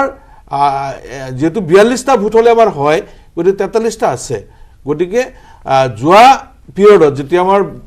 ৰাজ্যসভাৰ নিৰ্বাচন হৈছিল সেই সময়ত কিন্তু অজিত ভূঞাক আমি বিৰোধী দলে ঐক্যবদ্ধভাৱে প্ৰাৰ্থী দিছিল আৰু সেই সময়ত গণতান্ত্ৰিক পৰম্পৰা ৰক্ষা কৰি হাক পক্ষই কিন্তু এটাতেই প্ৰাৰ্থীত্ব দিছিলে দ্বিতীয় পদটোত প্ৰাৰ্থীত্ব দিয়া নাছিলে যাৰ কাৰণে আমাৰ প্ৰাৰ্থীজন বিনা প্ৰতিদ্বন্দ্বিতা মানে মই বুজিছো মই সেইখিনি কথা বুজিছো কিন্তু মোৰ পোনপটীয়া কথাটো হ'ল প্ৰশ্নটো হ'ল যে যদিও শাসকীয় পক্ষৰ তৰফৰ পৰা বা অধ্যক্ষই কৈছে যে কোনো ধৰণৰ বিধায়ক পদ খাৰিজ নহয় কিন্তু পোনপটীয়া কথা হ'ল যে বিধায়ক পদ খাৰিজ হ'ব সেইটো আপোনালোকে ক'ব বিচাৰিছে সেইটো বিধায়ক পদ খাৰিজ হ'ব নাই মই সেই আইনটো ইমান নাজানো কিন্তু এটা কথা ঠিক শশীকান্ত ইতিমধ্যে কৈছে যে ভাৰতীয় জনতা পাৰ্টি মিত্ৰজোঁটৰ প্ৰাৰ্থীক ৰাজ্যসভাত ভোট দিম আৰু ডেফিনেটলি তেওঁ দায়িত্ব সহকাৰে কৈছে আৰু গোটেই ব্যৱস্থাটো তেওঁ জনাৰ কাৰণে কৈছে মুখ্যমন্ত্ৰী তেওঁৰ ঘৰলৈ সোমোৱাটো এটা বেলেগ কথা এইটো সজ্জনতা মুখ্যমন্ত্ৰী ডাঙৰীয়া যোৱাকালি আজি এছেম্বলিত আজি নে কালি এটা ষ্টেটমেণ্টো দিছে যে বিধায়কৰ ঘৰত সোমোৱাটো যদি মোৰ কিবা কুৱেশ্যন কৰিব লগা হয় তেতিয়াহ'লে মই নোসোমাওঁ আৰু এইটোতো বৰ ডাঙৰ কথা গতিকে মুখ্যমন্ত্ৰী আমাৰ মুখ্যমন্ত্ৰী 125 জন বিধায়কৰ মুখ্যমন্ত্ৰী গতিকে মই ভাবোঁ মুখ্যমন্ত্ৰী শশীৰ ঘৰত সোমাইছে আৰু শশী ইতিমধ্যেই ভাৰতীয় জনতা পাৰ্টিক ভোট দিম বুলি কৈছে মই ভাবোঁ আৰু আছে যাৰ কাৰণে আমাৰ মিত্ৰজোঁটে কনফিডেন্সত আছে বিশ্বাসত আছে যে আমি ৰাজ্যসভাৰ দুয়োটা আসন জিকিম আৰু আছে বুলি কৈ আছে কিন্তু বিৰোধীয়ে কৈ আছে যদি কোনোবা আৰু থাকে তেনেহ'লে তেওঁলোকৰ বিধায়ক পদ খাৰিজ হ'ব শাসকীয় পক্ষই কৈছে যে হয়তো বিধায়ক পদ খাৰিজ নহ'ব মানে তেৰজ গোলাই কৈছে আৰু বাকীটো অধ্যক্ষই কৈছে খাৰিজ নহয় মুখ্যমন্ত্ৰী কৈছে খাৰিজ নহয় তেৰজ গোলাই এই আইনখনৰ কথা বৰ বিশেষ নাজানো বুলি কৈছে কিন্তু লক্ষণীয় হ'ব আমি কথাখিনি পাতি থাকিম লগতে আৰু বহুকেইটা প্ৰশ্ন আছে উত্থাপন কৰিম চমু বাণিজ্যিক বিৰতিৰ পাছত বিৰতিৰ পাছত পুনৰ স্বাগতম জনাইছোঁ আপুনি চাই আছে দ্য প্ৰাইম শ্ব' তিনিগৰাকী বিধায়ক আজি আমাৰ সৈতে ষ্টুডিঅ'ত উপস্থিত আছে তিনিগৰাকী বিধায়কে নিজৰ নিজৰ যুক্তি প্ৰদৰ্শন কৰিছে ইতিমধ্যে আমি বিৰতিৰ পূৰ্বে বহুকেইটা বিষয় আলোচনা কৰিলোঁ ৰাজ্যসভা নিৰ্বাচনক লৈ আৰু প্ৰথম অৱস্থাত আমি পাতিছিলোঁ শেহতীয়া ৰাজ্যৰ পৰিস্থিতিক লৈ মূল্যবৃদ্ধিত কুঙা হৈছে সৰ্বসাধাৰণ জনতা প্ৰত্যেকটো সামগ্ৰীৰে দাম বৃদ্ধি হৈছে কৰবাত কিবাকে এই সমগ্ৰ প্ৰক্ৰিয়াটোৰ চৰকাৰে সকলো কৰিব পৰা সত্ত্বেও নকৰাকৈ আছে নেকি মানে মূল্যবৃদ্ধি নিয়ন্ত্ৰণ কৰিব পাৰে কিন্তু এটা নিৰ্দিষ্ট সময়সীমা কথা কৈ মূল্যবৃদ্ধিৰ এই সমগ্ৰ বিষয়টো পিছুৱাই আছে নেকি তেৰজ গলা ডাঙৰীয়া আমি আৰম্ভণিতেই কথাখিনি আলোচনা কৰিছিলোঁ যেতিয়া আহি আপুনি উপস্থিত হোৱা নাছিল এই মূল্যবৃদ্ধিক লৈ কিন্তু সকলো খৰ্গহস্ত আকৌ এবাৰ হ'বলৈ ধৰিছে জনতাই পোনপটীয়াকৈ প্ৰশ্ন উত্থাপন কৰিছে কিমান আৰু আমাক মাধ্যমৰ সোধাব কিয় বাৰে বাৰে মূল্যবৃদ্ধিৰ প্ৰসংগটো আহে আৰু আপোনালোকৰ চৰকাৰে যি সময়ত কেৱল কল্যাণকামী বিষয়বোৰক উত্থাপন কৰি আছে 3 কোটি 30 লাখ জনতাৰ ভালৰ বাবে আপোনালোকে বাজেট তৈয়াৰ কৰা বুলি কৈছে কিন্তু এই মূল্যবৃদ্ধিয়েচোন সকলোকে দুৰ্ভগীয়া কৰি তুলিছে নহয় চাওক মূল্যবৃদ্ধিটো তুলনামূলকভাৱে তেনেকুৱা আমি যেনেকৈ প্ৰচাৰ হৈছে তেনেকুৱা হোৱা নাই প্ৰথম কথাটো হ'ল যে মানুহৰ যে দৈনিক মজুৰি কৰা শ্ৰমিকসকলৰ মজুৰিটো বৃদ্ধি হৈছে মই যেতিয়া বিধায়ক হৈ আহিলোঁ তেতিয়া মোৰ চাহ বাগিচাবিলাকৰ হাজিৰা আছিলে 167 টকা আজি হৈ গ'ল 205 টকা আজি তাৰিখত 205 টকা ঠিক আগৰ সেই সময়ত এনৰেগা হাজিৰা কি আছিলে আজি এনৰেগাৰ হাজিৰা কি আছে গতিকে মই ভাবোঁ হয় কম বেছি ক'ৰবাত হয়তো তেনেকুৱা হ'ব পাৰে কিন্তু সামগ্ৰিকভাৱে খুব সাৰ্বজনীনভাৱে কিন্তু মূল্যবৃদ্ধিটো হোৱা নাই ক'ৰবাত হয়তো কিবা নেক্সাছ হৈছে হ'ব পাৰে এইটো মই অস্বীকাৰ নকৰোঁ আৰু মই ভাবোঁ জানি বুজি কেতিয়াও অত্যাধিক হাৰত মূল্যবৃদ্ধি কৰিবলৈ দিয়াটো কেতিয়াও কোনো চৰকাৰৰ কাম্য নহয় আৰু কৰিবলৈ নিদিয়ে মই ভাবোঁ তেনেকুৱা যদি ক'ৰবাত আছে হয় আমি প্ৰচাৰ মাধ্যমত কেতিয়াবা শুনো বা দেখোঁ যে এইবিলাক অঞ্চলত খুব অত্যাধিক হাৰত হৈছে এফালে আমি আকৌ কৃষকসকলকো তেওঁলোকৰ উৎপাদিত সামগ্ৰীৰ যি দাম বা মূল্যও আমি বেছি দিবলৈ কৈ আছোঁ আৰু তাৰ মাজতে আকৌ কৈ আছোঁ যে আমি মূল্য বৃদ্ধি হৈছে কিন্তু তাৰ মাজত যদি কোনোবা মধ্যভোগীয়ে যদি এইবিলাক কৰিছে যে কৃষকক উপযুক্ত মজুৰি বা পাৰিশ্ৰমিক নিদিয়াকৈ বা মূল্য নিদিয়াকৈ তেওঁ যদি আকৌ বজাৰত তাতকৈ 2 গুণ বা 3 গুণ দাম লৈছে স্বাভাৱিকতে এইটো এটা ক্ৰাইম আৰু তাৰ বিৰুদ্ধে আমি সবেই যুঁজিব লাগিব কাৰণ আমি ভাবোঁ যে চৰকাৰ এখন আছে ঠিকে আছে চৰকাৰক আমিতো চৰকাৰৰ আমি সকলো আমি বিধায়কসকলৰ দায়িত্ব আছে সৰ্বসাধাৰণ ৰাইজে যে মিডিয়াই যেনেকৈ বিষয়বিলাক আমাক দৃষ্টিগোচৰ কৰিছে মই ভাবোঁ তাৰ ওপৰত ডেফিনেটলি বিভাগে তাৰ ওপৰত এটা তদন্ত কৰিব বা গোটেই অবজাৰ্ভেশ্যন কৰিবৰ ব্যৱস্থা ল'ব এইটো মই ভাবোঁ যে আমাৰ মন্ত্ৰী ডাঙৰীয়া যদি তেনেকুৱা হৈছে তেতিয়া আৰু শক্তিশালী ৰূপত আৰু সক্ৰিয় হওক আৰু তেনেকুৱা 2 নম্বৰী মানুহবিলাকক যা মধ্যভোগীসকলৰ ওপৰত যি পাৰে কঠোৰতকৈ কঠোৰ আইনী ব্যৱস্থা লওক মই এইটো অনুৰোধ জনাম কিন্তু এই প্ৰক্ৰিয়াটো আজিৰ নহয় ডাঙৰীয়া বহু দিনৰ পৰাই হৈ আছে এটা পৰম্পৰা হৈ আছে আৰু পৰম্পৰাটোক আপোনালোকে ক'ৰবাত বাধা দিবলৈ যেন সক্ষম হোৱা নাই আপুনি কৈছে যে যোগান মন্ত্ৰী ডাঙৰীয়া পদক্ষেপ ল'ব লাগে চৰকাৰে উচিত ব্যৱস্থা ল'ব এওঁলোকৰ বিৰুদ্ধে মধ্যভোগীৰ প্ৰসংগটো আহিছে এটা সময়ত আমি ভাবিছিলোঁ আপোনালোকে যেতিয়া চৰকাৰে পোনপটীয়াকৈ কৈছিল যে মধ্যভোগীক আমি নাকি লগাই দিম তেতিয়াতো আমাৰ বিশ্বাস বৃদ্ধি পাই গৈছিল যে আৰু এতিয়াৰ পৰা মধ্যভোগী নাথাকিব কিন্তু আজিৰ দিনৰ ভাগত আমি বাতৰি সম্প্ৰচাৰ কৰিছোঁ তেতিয়াও একাংশ খেতিয়কে দুখ প্ৰকাশ কৰি কৈছে যে তেওঁলোকে 10 টকাত 3-4টা লৈকে নেমু বিকে কিন্তু এতিয়া সেই নেমুৰ প্ৰসংগ আহিছে কাৰণে মই কৈছোঁ এতিয়া এটা নেমুৰ দামী 10 টকা বা 15 টকা হৈ গৈছেগৈ মানে চাওক মধ্যভোগীয়ে কেনেধৰণে শিপাই আছেগৈ আপোনালোকে ক'ৰবাত যেন সেই ব্যৰ্থতাখিনি মানি ল'ব লাগিব যে আপোনালোকে পৰা নাই নাই ক'ৰবাততো আছে এইটো মই কওঁ ক'ৰবাত আছে কিন্তু খুব সাৰ্বজনীনভাৱে হ'ব নোৱাৰে আৰু এই মধ্যভোগীসকলক ধৰাটো কিন্তু সকলোৰে দায়িত্ব আছে আৰু মই এটা কথা কওঁ আমাৰ দেউতাই এতিয়াও কয় আমি যেতিয়া বিধায়ক হৈ গৈছোঁ তেতিয়া আমাক কয় দেউতা যে উত্তম কৃষি মধ্যম ব্যৱসায় অধম চাকৰি এতিয়া আমি সব পঢ়া শুনা কৰি সব চাকৰিত দৌৰি আছোঁ দেউতাৰ বা পৈতৃক যি মাটি বাৰী আছে তাত খেতি বাৰী আমি বন্ধ কৰিছোঁ বিশেষ আমি উজনি অসম আৰু নদী কাষৰীয়া অলপ খেতি বাতি হৈছে কিন্তু এই যে খেতিৰ পৰা যে আমি দূৰত আহি আছোঁ খেতিৰ লগত আমি নিজকে জড়িত কৰা নাই যাৰ কাৰণে এতিয়া আমি গোটেই কেমিকেলাইজ বস্তু খাই আছোঁ পইচা দি খাই আছোঁ অধিক দামত খাই আছোঁ এইটোতো আমাৰ কাৰণে এটা জীৱনৰ কাৰণে ডাঙৰ প্ৰত্যাহ্বান গতিকে মই ভাবোঁ যদি ক'ৰবাত যদি তেনেকুৱা অত্যাধিক হাৰত মূল্য বৃদ্ধি হৈছে মই ভাবোঁ তাৰ ওপৰত বিহিত ব্যৱস্থা ল'বই লাগিব আৰু মই ভাবোঁ আমাৰ যিসকল বিৰোধী বিধায়ক আছে তেওঁলোকো অনুৰোধ জনাইছোঁ সৰ্বসাধাৰণ ৰাইজকো অনুৰোধ জনাইছোঁ আমি ক'ৰবাত কিবা এটা ক্ৰাইম হ'লে যেনেকৈ ৰাইজে আমি ধৰি আনো ঠিক তেনেকুৱা ময়ো ধৰি লোৱাটো বিচাৰোঁ আৰু পুলিচক চমজাই দিয়াটো মই বিচাৰোঁ আচলতে মই ক'ব বিচাৰিছোঁ যে চৰকাৰে মুদ্ৰাস্ফীতি ৰোধ কৰিব পৰা নাই আজি যদি আপোনালোকে চায় 2021 চনৰ ফেব্ৰুৱাৰীত মুদ্ৰাস্ফীতিৰ হাৰ আছিলে 4.83%। আৰু বৰ্তমান মুদ্ৰাস্ফীতি বাঢ়ি গৈ আপোনাৰ 13.11% বৃদ্ধি হৈছে গতিকে এই যে তাৰ কাৰণে নিবনুৱাৰ হাৰো বাঢ়ি গৈছে নিবনুৱা আগতকৈ 8.1% বৃদ্ধি হৈছে এই যে মুদ্ৰাস্ফীতি হৈছে মুদ্ৰাস্ফীতি হোৱাৰ ফলত এই আপুনি যে কৈ গ'ল যে হাজিৰা বাঢ়িছে হাজিৰা 210 টকা হৈছে 205 টকা হৈছে বুলি ক'লে আপুনি চাহ বাগিচাৰ মানুহসকলৰ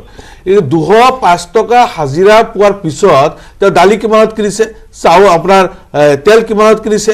য'ত আপোনাৰ 60 টকা লিটাৰৰ তেল আছে মিঠা তেল সেইটোতো আজি 200 টকাৰ ওপৰত কিনিব লগা হৈছে য'ত 56 টকাৰ ডিজেল আছিলে সেইটো আজি 83 টকাত কিনিব লগা হৈছে যে 70 টকা পেট্ৰল আছিলে সেইটো আজি 70 সময় যোৱাৰ লগে লগে হৃদয় ডাঙৰীয়া অলপ মূল্য বৃদ্ধি হ'ব পাৰে, কিন্তু ক'ৰবাত চাওক, তেৰছ কলা ডাঙৰীয়া মই এটা প্ৰশ্ন কৰিছোঁ, আজিকালি মানুহে ঘৰ বনাবলৈ ভয় কৰা হৈছে, ৰদৰ দাম ইমান বাঢ়িছে, শিলৰ দাম ইমান বাঢ়িছে, চিমেণ্ট প্ৰতি বেগৰ দাম 2000 টকা বাঢ়িছে। সেইবোৰ এতিয়া মই বাৰু আমি খেতিৰ কথা পাতি দিলোঁ, খেতিৰ মূল্যবৃদ্ধিত মধ্যভোগীৰ দপদপনি বাঢ়িছে, কিন্তু এই শিলৰ দাম, এই ৰদৰ দাম, চিমেণ্টৰ দাম বঢ়াত তাতো ক'ৰবাত মধ্যভোগী থাকিব পাৰে নেকি? কেতিয়াও নোৱাৰে গোৱালা ডাঙৰীয়া। নহয় চাওক, এই গোটেই কথাবিলাক যিহেতু এটা ব্যৱসায়িক ব্যৱস্থা আছে, আৰু মইতো পুনৰবাৰ কৈছোঁ, যদি অত্যাধিক হাৰত যদি কোনোবা মূল্য দিব লগা হৈছে, তেওঁ কিয় লৈছে? আজি দেখোন আপোনাক কৈছোঁ যে আজি ইমানবিলাক উদ্যোগ কিয় ধ্বংস হৈ গ'ল? তেওঁলোকে ভালকৈ চলাব নোৱাৰিলে, হয়তো তেওঁলোক উৎপাদিত সামগ্ৰী বজাৰত তেনেকুৱা বিক্ৰী কৰিব নোৱাৰিলে। তো গতিকে মই ভাবোঁ যে কিনিছে কিয়? আপুনিতো কিনিছে মানে আপুনিতো ক্ৰাইম কৰিছে। আপুনি একফালে প্ৰতিবাদ কৰিব, আপুনি একফালে প্ৰতিবাদ কৰিব, বিৰোধ কৰিব, আপুনি সহযোগ কৰিব, তাৰ এগেইনষ্টত জনসাধাৰণক ঠেলি দিছে। মানুহে কিনিছে কিয়? মানুহে কিনিবলৈ বাধ্য, কিয় লগা হৈছে ঘৰটো নবনাব নেকি? বিৰোধটো কিয় কৰিছে? মানুহে কিয় ঘৰ নবনাব? তাৰ কাৰণে তেওঁলোকৰ উপায় নাপায়, তেওঁলোকে কিনিব লগা হৈছে। ৰফিকুল ইছলাম ডাঙৰীয়া ক'ব বিচাৰিছে। গোৱালা ডাঙৰীয়া কিছু কথা তেখেতে অকপতে স্বীকাৰ কৰিছে, এইটো চবেও আমি কৰোঁ যে মূল্যবৃদ্ধি যি হাৰে হৈছে, দুই ধৰণৰ বস্তু চাব। আপুনি ৰডৰ কথা কৈছে, 6000 টকা আছিল আশে পাশে, অলপ কম বেছি আছিল, 8000 প্লাছ পাৰ কুইণ্টেল ৰড হ'ল এই যোৱা 15 দিনৰ ভিতৰত। একেবাৰে 6000ৰ পৰা 8000 কিমান পাৰ্চেণ্ট আপোনাৰ বাঢ়িছে আপুনি যদি হিচাপ কৰে। চিমেণ্টৰ দাম আপুনি চাব, প্ৰত্যেক বেগৰ দাম কিমান। কালি মই নিউজ চাইছোঁ আপোনালোকৰ ডালমিয়া চিমেণ্ট, যিটো 420-25 টকা আছিল, 455-60 টকা এতিয়া লোৱা আৰম্ভ হ'ল, 30 টকা পাৰ বেগত বাঢ়িছে। য'ত 2 টকা বঢ়ালে প্ৰয়োজন থাকিলে কিবা 2 টকা 4 টকা বাঢ়িব পাৰে, পাৰ বেগত সুযোগ বুজি 30 টকা বঢ়াই দিলে। কাৰ লগতে এই নেক্সাছবিলাক আৰু ৰড আপোনাৰ একেবাৰে একে কোবে 2000 টকা পাৰ কুইণ্টেলত বাঢ়ি যায়। 6000 আছিল, 6000ৰ পৰা 6200 টকা হওক, 6500 টকা হ'ব, এইটো বেলেগ কথা। 6000ৰ পৰা একেলগে 6000, 8000 প্লাছ হৈ যাব। আপোনাৰ টাটা যদি আপুনি কয় প্ৰায় 9000 কাষত হৈ ওচৰা ওচৰি হৈ গ'ল, এনেকুৱা ধৰণৰ হৈছে। ইয়াৰ পিছত বাকী সামগ্ৰীবিলাক আপোনালোকে যদি চাই, অত্যাৱশ্যকীয় যিবিলাক সামগ্ৰী, পেট্ৰল ডিজেল আজি বাঢ়িল, যোৱাকালি বাঢ়িল, যোৱা 2-3-4 মাহ বাকী আছিল আপোনাৰ 5 ৰাজ্যৰ ইলেকশ্যন হৈ আছিল, ঠিকে ঠাকে আছিল। এতিয়াতে অসমৰ বা ভাৰতৰ জনতাই এইটোৱেই মানে কামনা কৰিব লাগিব যে 12 মাহ ইলেকশ্যনে হৈ থাকক, মোদী ডাঙৰীয়া কমচে কম এইটো কণ্ট্ৰল কৰিব, নিয়ন্ত্ৰণ কৰিব। হয়, এতিয়া হয়তো দোষ দিয়া হ'ব ইউক্ৰেইন আৰু ৰাছিয়াৰ যুদ্ধ, তাৰ কাৰণে হয়তো প্ৰব্লেম হৈছে, ইয়াৰ কাৰণে বাঢ়িছে, কিন্তু সেই নহয়, ইলেকশ্যনৰ কাৰণে বন্ধ আছিল, এতিয়া বাঢ়িব, হুৰাহুৰি বাঢ়িব। আপুনি চাব ৰন্ধন গেছ 50 টকা পাৰ চিলিণ্ডাৰত বাঢ়িল, একে কোবে সাধাৰণ ৰাইজৰ এনেকুৱা হৈ গ'ল। আপোনাৰ মিঠাতেল ইমান দিনৰ পৰা চিঞৰ বাখৰ কৰা হৈ আছে, কিন্তু সেইটো নিয়ন্ত্ৰণ কৰি তলফালে অনাৰ কোনো ধৰণৰ কোনো ছিষ্টেম নাই। মধ্যভোগীৰ কথা আমি আলোচনা কৰিছোঁ। আপোনাৰ চুপাৰী যিটো তামোল আপুনি চাব, ঘৰুৱা অসমৰ কৃষকসকলে চুপাৰী খেতি কৰে, বৰাকৰ পৰা আৰম্ভ কৰি ব্ৰহ্মপুত্ৰ ভেলীত আপোনালোকৰ BTADত যাব, মানুহৰ ঘৰত আমাৰ বাগিচা আছে, তামোলৰ বাগিচা, তামোল গছ আপোনালোকে চবৰে আমাৰ প্ৰায় ঘৰতে আছে। বাৰ্মিজ চুপাৰী বুলি কৈ এইবিলাক চুপাৰী, লোকেল চুপাৰীবিলাক বন্ধ। এতিয়া ইণ্টাৰনেলি আমি খবৰ লৈ আছোঁ, পাৰ কুইণ্টেলত কিমান কৰি টকা লৈ এইবিলাক এৰি দি আছে, কাম চলি আছে, তেতিয়া আল্টিমেটলি দাম গৈ বাঢ়িব। কিন্তু সমান্তৰালভাৱে আজি বাহিৰৰ পৰা মাছ আহিছে, কণী আহিছে, ব্ৰইলাৰ আহিছে, এইবিলাকৰ দাম আপোনাৰ চাব বাঢ়িছে। চিণ্ডিকেট ৰাজ চলি আছে, একফালে কৈ আছে যে নাই চিণ্ডিকেট আমি বন্ধ কৰিছোঁ, কিন্তু ভিতৰি আমি দেখিছোঁ এটা বস্তু আপোনালোকে দেখাইছে, ইউৰিয়া সাৰ। আমি বিধানসভাত আমি এই বিষয়ে হুলস্থুল কৰিলোঁ যে হয়, কৃষকসকলে সময়মতে সাৰ পোৱা নাই। আপোনাৰ পাৰ বেগ ইউৰিয়াৰ দাম হ'ল আপোনাৰ 265-66 টকা, এইটো 500, 600, 700 টকাত কিনিব লগা হয় কৃষকসকলে। এইটো এতিয়া আমি বিধানসভাত কৰিলোঁ, মন্ত্ৰীয়ে ল'ব লাগিছিল যে কৃষকে কেনেকৈ সাৰ পাব, এইখিনি নকৰি এতিয়া ধুমধাম CID লাগিছে। ভাল কথা হৈছে, CID ইনকুৱাৰী দিছে। মই আজি বৰপেটাৰ পৰা খবৰ লৈছোঁ, সৰু সৰু দোকান সেইবিলাক নাকি লগোৱাৰ কাৰণে সেইসকলে ID নাপায়, সেইসকলৰ দোকানত চাপা চলি আছে। এতিয়া বিষয়াসকলৰ গাত লাগি গৈছে যে বিধানসভাত আলোচনা হৈছে, গতিকে সাৰমৰ্মটো আমি বুজি পাইছোঁ। ডাঙৰীয়া, সাৰমৰ্মটো আমি বুজি পাইছোঁ। আপুনি পোনপটীয়াকৈ ক'ব বিচাৰিছে যে এতিয়া অচলাৱস্থা বিৰাজ কৰিছে, সম্পূৰ্ণৰূপে অচলাৱস্থা, য'ত চৰকাৰৰ নিয়ন্ত্ৰণ নাই, মুঠেই নিয়ন্ত্ৰণ নাই, থাকিব লাগে, চৰকাৰৰ নিয়ন্ত্ৰণ নাই। মই ৰফিকুল দাক এটা অনুৰোধ কৰিম, যদি অনুৰোধ কৰিম, চুপাৰী কথাটো আহিছে, মইতো নাজানো চুপাৰী সম্পৰ্কে, খালি আমি পেপাৰে পত্ৰ টিভিত দেখি আছোঁ যে বাৰ্মিজ চুপাৰী। যদি বাৰ্মিজ চুপাৰী নহয়, যদি তেনেকুৱা যদি চিজ কৰিছে বা ধৰিছে, তো মোৰ তাৰো ব্যৱস্থা হ'ব লাগে, পুলিচৰ এগেইনষ্টত ব্যৱস্থা হ'ব লাগে। কিন্তু আজি যে ধৰাৰ পিছত গোটেই পেপাৰ পত্ৰ আহিছে দেই, মই এইটো প্ৰেক্টিকেল নাজানো, কিন্তু কথাটো হ'ল যে আজি অত্যাধিক হাৰত যিকোনো বস্তু আমি কিনাৰ পিছত কিনিছোঁ যেতিয়া ময়ো দায়ী। প্ৰতিবাদো কৰিছোঁ, বিৰোধো কৰিছোঁ, কিন্তু মই ভাবোঁ যে এই কথাটোত কিন্তু মোৰ গলা ডাঙৰীয়া অলপ প্ৰতিবাদ আছে। এতিয়া মই চাউল নিকিনাকে থাকিম নেকি? মই এতিয়া মিঠাতেল নিকিনাকে থাকিম নেকি? মই এতিয়া পিঁয়াজ নিকিনাকে থাকিম নেকি?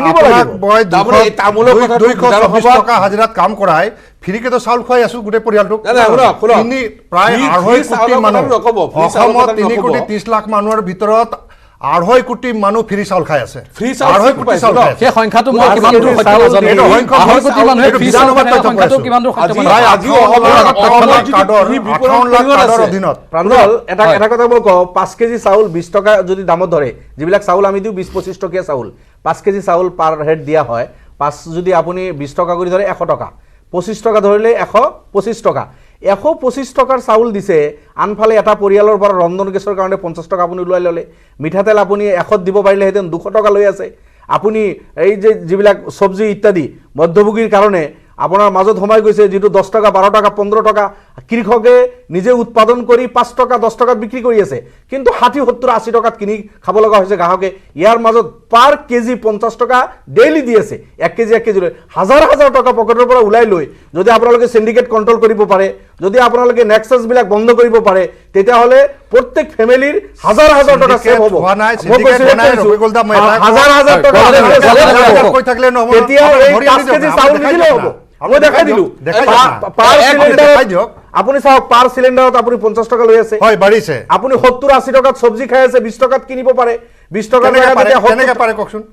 কওকচোন? যিজনে বিক্ৰী কৰি আছে, আপুনি মই কৈছো খাৰুপেটীয়া হোলচেল বজাৰত আপুনি এজন ট্ৰেক্টৰ ড্ৰাইভাৰৰ হাজিৰা কিমান জানেনে?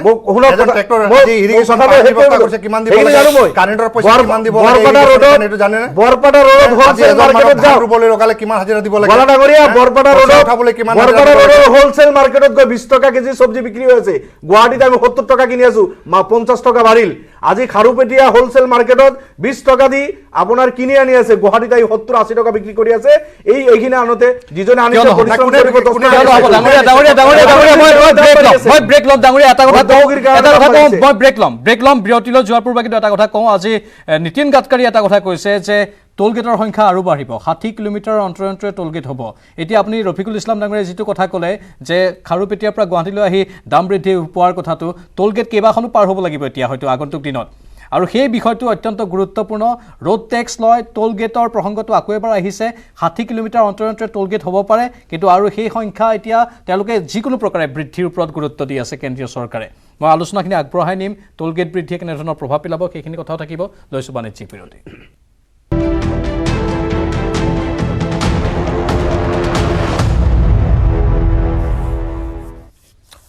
আগন্তুক 3 মাহ, এই 3 মাহৰ ভিতৰতে টোল গেটৰ ক্ষেত্ৰত এটা সিদ্ধান্ত লৈছে কেন্দ্ৰীয় চৰকাৰে। নীতিন গাডকাৰী আজি সদনৰ মজিয়াত কৈছে যে 60 কিলোমিটাৰ ভিতৰত যদি 2খন টোল গেট আছে, তেওঁলোকে এখন বন্ধ কৰি দিব, এখন টোল গেটে থাকিব। মানে 60 কিলোমিটাৰৰ অন্তৰে অন্তৰে এতিয়া সমগ্ৰ দেশতে এখনকৈ টোল গেট হ'ব। আৰু যিহেতু আমি মূল্যবৃদ্ধিৰ প্ৰসংগ আলোচনা কৰি আছোঁ, মূল্যবৃদ্ধি এতিয়া অধিক হাৰত হ'ব, কাৰণ টোল টেক্স বেছিকৈ দিব লাগিব ট্ৰাক চালকসকলে বা আন পৰিবহণৰ সৈতে জড়িত চালকসকলে। মুঠতে এতিয়া চাৰিওফালৰ পৰা ৰামটাঙোন পৰিবলৈ যেন গৈ আছে। নুৰুল হুদা ডাঙৰীয়া, মূল্যবৃদ্ধিত আপোনাৰ চৰকাৰে মধ্যভোগী সৃষ্টি কৰিছে আৰু মূল্য বৃদ্ধি কৰিছে। আজি কৃষি সামগ্ৰী কওক বা খাদ্য সামগ্ৰীৰ কথাই কওক, এই খাদ্য সামগ্ৰীখিনি অসম চৰকাৰৰ এটা কৃষি বিপণন পৰিষদ আছে। এই কৃষি বিপণন পৰিষদে যদি ডাইৰেক্ট কৃষকসকলৰ পৰা কিনি আনি বজাৰত দিয়ে, তেতিয়াহ'লে বহুত কম দামত দিব পাৰে, কিন্তু সেইটো কৃষি বিপণন পৰিষদটো একেবাৰে নিষ্কৰ্মা, একেবাৰে নিষ্ক্ৰিয় হৈ আছে। গতিকে এই ডিপাৰ্টমেণ্টটো সক্ৰিয় নোহোৱাৰ কাৰণে মধ্যভোগীয়ে চান্স পাইছে আৰু মধ্যভোগীয়ে অধিক দামত বিক্ৰী কৰি আছে। আৰু ইফালে চৰকাৰে যিটো হাৰত এই টোল গেট আকৌ বৃদ্ধি কৰিব, আজি যদি ইয়াৰ পৰা লখিমপুৰলৈ এটা চব্জিৰ গাড়ী যায়, সেই গাড়ীখন 9 ঠাইত গৈ আপোনাৰ 9খন ঠাইত গৈ পইচা দিব লাগিব। যদি 300 টকা দিয়ে, তেতিয়া 327 টকা দিব লাগিব। টোল গেটৰ পইচা বৃদ্ধি দিব লাগিব। ইফালে ডিজেলৰ দাম বৃদ্ধি হ'ব, ডিজেলৰ দাম বৃদ্ধি হৈ আছে আৰু বাঢ়িব বুলি আমি শুনিছোঁ। আগন্তুক দিনত হয়তো আৰু বাঢ়িব পাৰে, আশংকা আছে, আৰু বাঢ়িব। গতিকে আৰু বাঢ়িলে ইয়াত খাদ্য সামগ্ৰীৰ দামো বৃদ্ধি হ'ব গতিকে এইটো চৰকাৰে কৰি আছে আৰু চৰকাৰে নিয়ন্ত্ৰণ কৰিব পৰা নাই এইটো সম্পূৰ্ণ চৰকাৰ সম্পূৰ্ণৰূপে ব্যৰ্থ হৈছে কৃষি বিপণন পৰিষদ ব্যৰ্থ হৈছে মধ্যভোগীক নিয়ন্ত্ৰণ কৰা চৰকাৰ ব্যৰ্থ হৈছে গতিকে চৰকাৰ সচেতন নহ'লে চৰকাৰে যদি এইবিলাক নাচায় এই টুল গেট যদি ইমান বন্ধ নকৰে টুল গেট ইমান ঘনাই টুল গেট নিদি আৰু ডিজেলৰ দাম যদি পেট্ৰলৰ দাম যদি কমাই দিয়ে তেতিয়াহ'লে মূল্য বৃদ্ধি কমিব ৰফিকুল ইছলাম নাগৰিয়া নহ'ব এইখিনি কৰিব নোৱাৰাৰ কি কাৰণ থাকিব পাৰে ৰফিকুল ইছলাম নাগৰিয়া কৰ্পোৰেট গোষ্ঠীৰ স্বাৰ্থত আছে কৰ্পোৰেট গোষ্ঠীৰ স্বাৰ্থত আছে চৰকাৰ ৰফিকুল ইছলাম নাগৰিয়া প্ৰাঞ্জল চৰকাৰৰ যিটো সঠিক পৰিকল্পনাৰ অভাৱৰ কাৰণে এনেকুৱা ধৰণৰ ঘটনা ঘটি আছে আজি ৰাজ্যখনত আপুনি চাব যেনেকৈ চলি আছে মানে কেইজনমান মুছলিমে কেইজনমান আপোনাৰ গোটেই ভাৰতবৰ্ষৰ কথাই মই প্ৰেক্ষাপটত কৈছোঁ ইণ্ডাষ্ট্ৰিয়েলিষ্ট কওক বা সেই আদানী আম্বানী বা কেইটামান গ্ৰুপৰ হাতত এনেকুৱা লাগি আছে যে ইষ্ট ইণ্ডিজ কোম্পানী যেনেকুৱা ভাৰতবৰ্ষখন চলাইছিল এতিয়া ইংৰাজৰ পিৰিয়ড ব্ৰিটিছ পিৰিয়ড এতিয়া এই বিজেপি চৰকাৰৰ কাৰ্যকালত তেখেতসকলে ৰাজ্যখন চলাবলৈ তেনেকুৱা আজি আমাৰ চব সংস্থা লিজত দিয়া হৈ আছে 100 বছৰৰ কাৰণে লিজত দি পইচাখিনি এডভান্স আপুনি লৈ এতিয়া খৰচ কৰিব আগত কি হ'ব ৰাজ্যখনৰ ৰাষ্ট্ৰখনৰ অৱস্থা কি হ'ব এনেকুৱা যাৰ কাৰণে বিপদত পৰিছে মুখত সোমাইছে ৰিজাৰ্ভ বেংকৰ পইচা যিখিনি ৰিজাৰ্ভত থাকিব লাগে বিফৰ টাইম তাৰ পৰা উলিয়াই আনি মোদী ডাঙৰীয়া কেইবাবাৰ তাত খৰচ কৰিলে ঠিক এনেকুৱা ধৰণৰ কাম যেতিয়া কৰিব ইমাৰ্জেঞ্চি যেতিয়া হ'ব সেই সময়ত আমাৰ কি হ'ব এতিয়া আমাৰ সংস্থাবিলাক আপোনাৰ তৈল খাদৰ পৰা আৰম্ভ কৰি ৰেল ষ্টেচন এয়াৰপৰ্ট বা আমাৰ যিবিলাক গভৰ্ণমেণ্ট ছেক্টৰ আছে যেতিয়া আপুনি লিজত দিব বিক্ৰী কৰিব তেতিয়া পিছলৈকে আপুনি ৰেভিনিউ ক'ৰ পৰা আহিব এতিয়া সলনি হ'বলৈ গৈ আছে তেৰজ গোৱালা ডাঙৰীয়াৰ কাষলৈ যাম হয় আপুনি ক'ব মই তেৰজ গোৱালা ডাঙৰীয়াৰ কাষলৈ এটাই কথা লৈ যাব বিচাৰিছোঁ কল্যাণকামী ৰাষ্ট্ৰৰ চৰিত্ৰটো অক্ষুণ্ণ ৰখাটো আপোনালোকৰ দায়িত্ব মিশ্ৰিত অৰ্থনীতি আপোনালোকে অক্ষুণ্ণ ৰখাটো দায়িত্ব ভাৰতবৰ্ষ এখন মিশ্ৰিত অৰ্থনীতিৰ দেশ কিন্তু সেয়া যেন এতিয়া হ'বলৈ গৈ থকা নাই এতিয়া যেন সেইবোৰ চব প্ৰশাসনত পৰিণত হ'বলৈ গৈ আছে চাওক প্ৰাঞ্জল প্ৰথম কথাৰ দৰে টুল গেটৰ কথাটো আহিলে নুৰুলদাক কৈছে লখিমপুৰ যোৱাৰ কথা মই 16 চনত যেতিয়া বিধায়ক হ'লোঁ বা তাৰ আগতো যেতিয়া গুৱাহাটী আহোঁ দুলীয়াজানৰ পৰা গুৱাহাটী আহিবলৈ 12 ঘণ্টা সময় লাগে আজি তাৰিখত মই গুৱাহাটীৰ পৰা যদি দুলীয়াজান যাওঁ মোক 8ৰ পৰা 9 ঘণ্টাৰ ভিতৰত পাই যাওঁ মাজত অলপ ৰাস্তা বেয়া আছে ৰাস্তাবিলাক ডাঙৰ হৈছে ৰাস্তাবিলাক বনাব লগা হৈছে ৰাস্তাটো পইচা ল'বই লাগিব হয় পেট্ৰলৰ দাম ডিজেলৰ দাম যিটো আন্তঃৰাষ্ট্ৰীয় বজাৰৰ ওপৰত এইটো নিৰ্ভৰ কৰিব গতিকে এইটো আপ ডাউন হৈ থাকিব ৰাস্তা বনাব লাগিব এইবাৰ বাজেটত আপোনালোকে 1,19,516 কোটি টকীয়া লাখ কোটি টকীয়া বাজেটত আপোনালোকে এটা কথা কৈছে যে ৰাস্তা বনাব আপোনালোকে এটোটো কল্যাণকামী চৰিত্ৰৰে এটা অংশ হয় তেনেহ'লে তাত আকৌ এক্সট্ৰাকে ইমান টোল কিয় ল'ব লাগে লোক আপোনালোকে টোল সোণাপুৰত ৰাখিছে ৰহাত ৰাখিছে টোল গেট এটা নতুন ৰাস্তা আছে এটা ৰিপেয়াৰিং ৰাস্তা আছে ৰোডৰ কথা আছে গতিকে তাত আপোনালোকে দেখিছে যে এটা নতুন ৰাস্তা বনোৱাৰ তাত পইচা আছে তাৰপিছত ইমানটা পইচাত নহ'ব যিহেতু কেন্দ্ৰীয় চৰকাৰ ইতিমধ্যে ৰাষ্ট্ৰীয় ঘাইপথবিলাক এক্সপানশ্যন কৰিব বিচাৰিছে তো বহল কৰিব বিচাৰিছে আৰু ধুনীয়া কৰিব বিচাৰিছে আৰু নতুন নতুন ৰাস্তা বনাব বিচাৰিছে গতিকে মই ভাবোঁ কেন্দ্ৰীয় মন্ত্ৰী নীতিন গাডকাৰী ডাঙৰীয়াই গোটেই বস্তুটো পৰ্যবেক্ষণ কৰিয়ে দেখিছে যে কম সময় মানুহৰ খৰচ কম সময়ত যাতে তেওঁ কামটো কৰিব পাৰিব আৰু অতি সহজে কৰিব পাৰিব নহ'লে এটা বেয়া ৰাস্তাত আপুনি 4 ঘণ্টা যেতিয়া সময় লছ কৰিব তেতিয়া আপোনাৰ কিমান তেল যাব কিমান গাড়ী ক্ষতি হ'ব বিৰোধী আশ্বস্ত হৈছে এই যুক্তিটোত প্ৰাঞ্জল আজি ৰাইজে আপোনাৰ টেক্স পে কৰিছে টেক্স পেয়াৰে টেক্স দি আছে ৰোডছ এইবিলাক ডেভেলপমেণ্টৰ কাৰণে একফালে লৈ আছে গাড়ীৰ পৰা আপোনাৰ টেক্স লৈ আছে প্ৰত্যেকখন গাড়ী আপুনি 4 চকীয়া গাড়ী ট্ৰাকৰ পৰা আৰম্ভ কৰি সৰু গাড়ীৰ পৰা আৰম্ভ কৰি টেক্স তেখেতসকলে লৈ আছে ইয়াৰ কাৰণে লৈ আছে পেট্ৰল ডিজেল আপুনি যদি চায় আজি 97 rupees যদি আপোনাৰ পেট্ৰল হৈ আছে মোৰ দেন 50 rupees ষ্টেট আৰু চেণ্ট্ৰেল গভৰ্ণমেণ্ট ইয়াৰ পৰা টেক্স লৈ আছে অৰ্থাৎ এইটো ক'লে ভাল এইটো ক'লে ভাল ল'ৰা ছোৱালী এডমিশ্যন ফ্ৰী কিতাপ ফ্ৰী ইউনিফৰ্ম ফ্ৰী না এটা ৰাস্তাৰ কাৰণে ফ্ৰী কৰা হৈছে ৰাস্তাৰ কাৰণে তিনিবাৰ টেক্স আপোনাৰ ৰাস্তাৰ কাৰণে এনে ইনকাম টেক্স লৈ আছে আমাৰ সেল টেক্স গৈ আছে মানুহে টেক্স দি আছে ইয়াৰ পিছত গাড়ীৰ পৰা আপুনি টেক্স লৈ আছে যি গাড়ীতে ৰাস্তাত চলিব গাড়ী নতুন গাড়ী কিনিলে টেক্স দিব লগা হয় ইয়াৰ পিছত পেট্ৰল ডিজেল চৰকাৰী পক্ষই কৈ আছে যে বিভিন্ন ধৰণৰ ঠিকানত তেওঁলোকে বিনামূলীয়া সেৱা আগবঢ়োৱাৰ বাবে এইসমূহ কৰ সংগ্ৰহ কৰিছে কিন্তু বিনামূলীয়া সেৱা কিমানজনে লাভ কৰিছে প্ৰত্যেকগৰাকী ভাৰতবাসীয়ে প্ৰত্যেকগৰাকী অসমবাসীয়ে এই বিনামূলীয়া সেৱা লাভ কৰিছেনে শাসকীয় পক্ষই কৈছে যে 2,50,00,000 লোকে বিনামূলীয়া চাউল লাভ কৰি আছে কিন্তু আপুনি সেই কথাটো মানি লয়নে সকলো এতিয়া ৰাইজৰ হাতত আছে ৰাইজে সকলো কথা নিৰ্ধাৰণ কৰক ৰাইজে এই সমগ্ৰ বিষয়টো চালি চাওক সকলোকে ধন্যবাদ জনাই বিদায় লৈছো অনুষ্ঠানৰ পৰা নমস্কাৰ